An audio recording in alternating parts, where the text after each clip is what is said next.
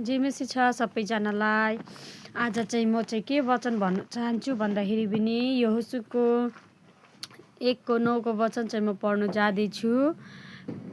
क्या मैंने तुझे आज्ञा नहीं दी, याफ बांध, दृढ़ हो जा, भय ना खा और तेरे मन कच्चा ना हो, क्योंकि जहाँ जहाँ तू जाएगा वहाँ वहाँ तेरा परमेश्वर यहोवा तेरे संग रहेगा।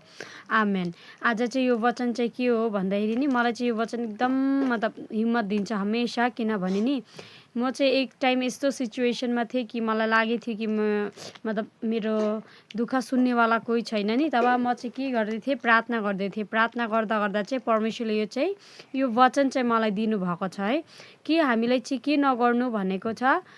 प्रभुले चाहिँ हामीलाई आज्ञा दिनुभएको छ कि हामी हिम्मत राख्नु है र परमेश्वर हामी चाहिँ मतलब हिम्मत राख्नु र आफ्नो आफूलाई शक्त पार्नु भन्नुभएको छ प्रभुले। र हामीले के नखानु, भय नखानु, नडराउनु, किनभने परमेश्वर यहोवा तेरे संग रहेगा।